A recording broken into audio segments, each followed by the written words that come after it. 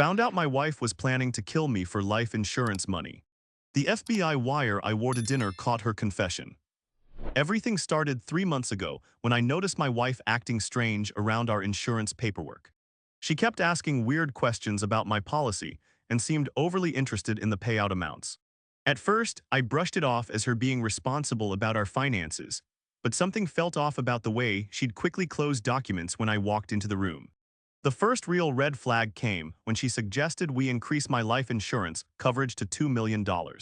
She said it would be smart for our future security, but the way she pushed for it made my stomach turn.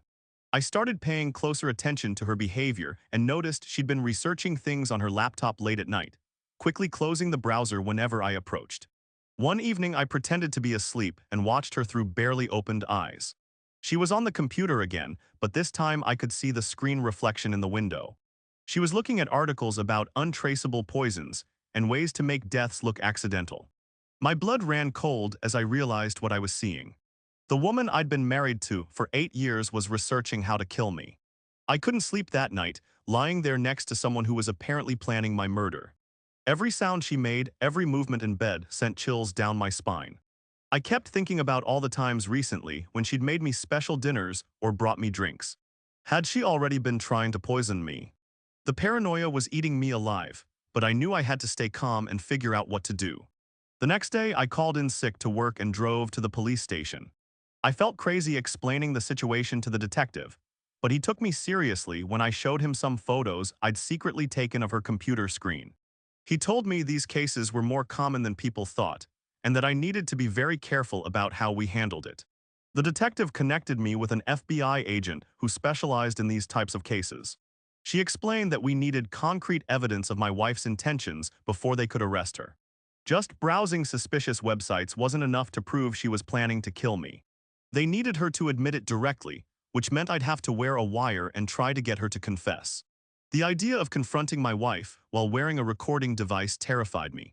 What if she became violent? What if she had already prepared something to kill me with?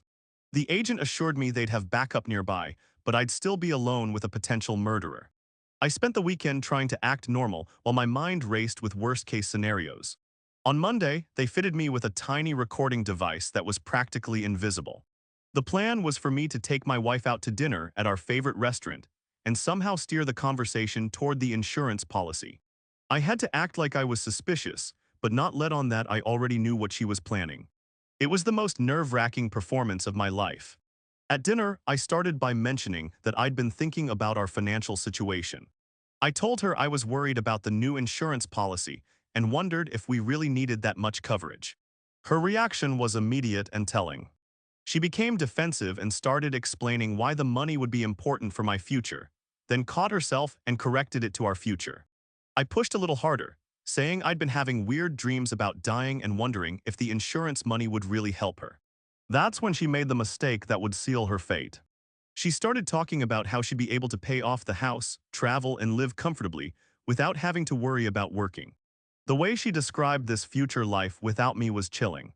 Then came the moment I'll never forget. She looked across the table at me with this strange smile and said she'd been thinking about how much easier things would be if I wasn't around to complicate everything. She talked about how she could finally live the life she wanted without having to consider my feelings or plans. It was like she was testing the waters to see how I'd react. I pretended to be hurt and asked if she really meant that. That's when she doubled down and started explaining how unhappy she'd been in our marriage. She said she'd been feeling trapped for years and had been thinking about ways to get out. The insurance money would give her the freedom she'd always wanted.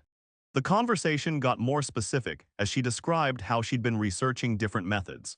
She mentioned that certain substances could cause heart attacks that would look natural, especially in someone with my family history of heart problems. She'd done her homework and knew exactly how to make my death appear accidental. What shocked me most was how casually she discussed it all. She talked about my murder like she was planning a vacation, weighing the pros and cons of different approaches. She even mentioned that she'd already contacted a guy who could help her get what she needed. The whole thing felt surreal, like I was watching a movie instead of having dinner with my wife. By the end of the meal, she'd essentially confessed to planning my murder for the insurance money. She'd outlined her methods, her motives, and even mentioned her accomplice. The FBI had more than enough evidence to arrest her, but I still had to get through the rest of the evening without giving away that I knew what she was planning. The car ride home was the longest 20 minutes of my life. She kept talking about how good it felt to finally be honest with me about her feelings. She said she was tired of pretending to be happy and that she deserved better than the life we'd built together. I had to bite my tongue to keep from screaming at her. When we got home, I excused myself to the bathroom and sent a text to the FBI agent. Within an hour, they were at our door with an arrest warrant. The look on my wife's face when they read her rights was a mixture of shock and rage. She couldn't believe I'd outsmarted her and gathered the evidence they needed. The next few days were a blur of police interviews, legal consultations, and trying to process what had happened. I learned that she'd been planning this for months, maybe even longer.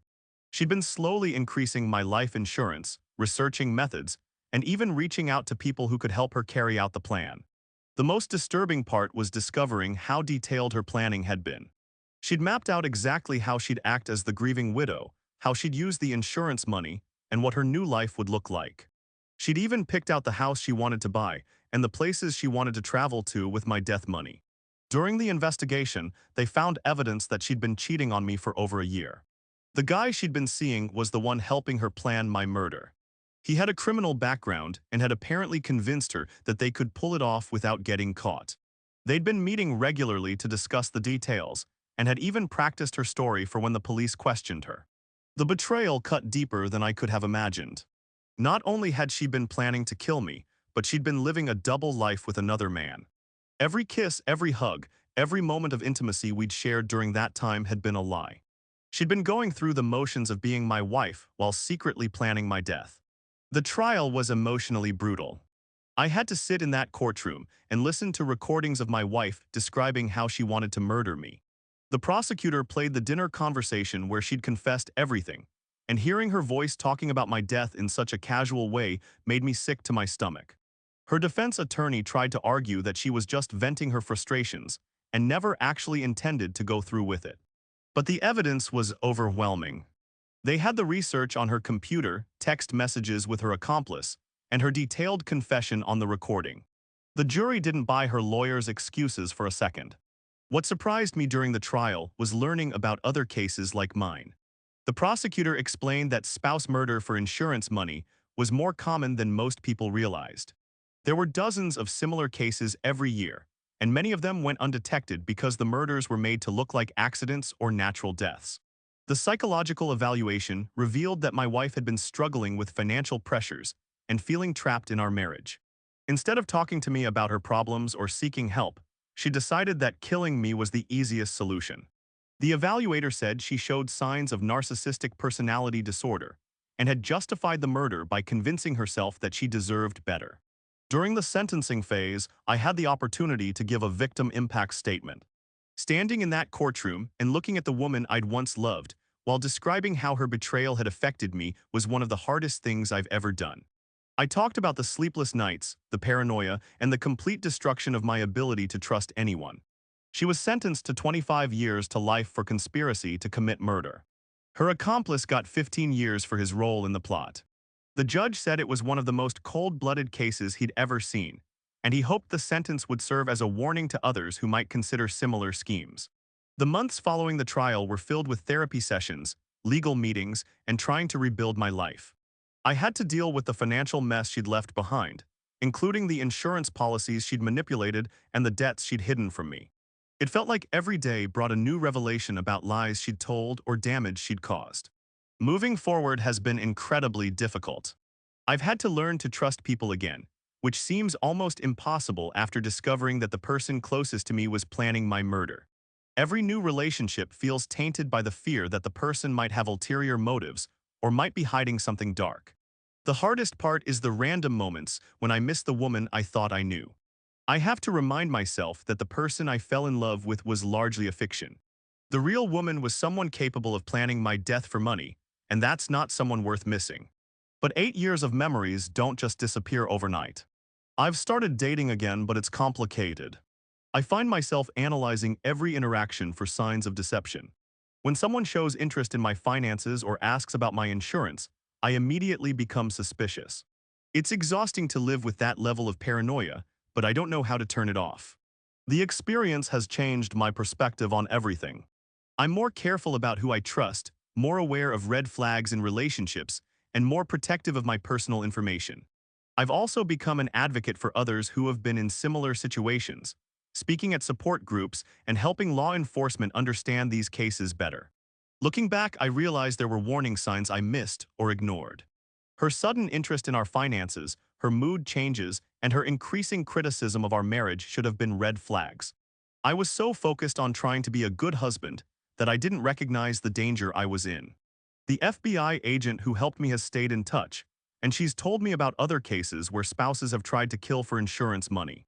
Some of them weren't as lucky as I was and didn't discover the plot in time. That knowledge makes me grateful for my paranoia and for having the courage to investigate my suspicions. These days, I'm rebuilding my life one day at a time. I've moved to a new city, started a new job, and I'm slowly learning to trust again. The experience has made me stronger in some ways, but it's also left scars that will probably never fully heal. I'm just grateful to be alive and to have escaped what could have been a perfect murder. The most important lesson I've learned is to trust my instincts. When something feels wrong, it probably is. If I hadn't paid attention to those nagging feelings about my wife's behavior, I might not be here to tell this story. Sometimes the people closest to us are the ones we should be most careful about, and that's a hard truth to accept. Now I'm focused on building a future based on honesty and genuine connection. I'm taking things slowly, being more selective about who I let into my life, and making sure I never ignore red flags again. It's a work in progress, but I'm determined to not let her betrayal define the rest of my life. The whole experience has taught me that evil can hide behind the most familiar faces. The woman who made me breakfast every morning was the same person planning my murder. That's a reality I'm still processing, but I'm grateful that justice was served and that I'm alive to learn from it.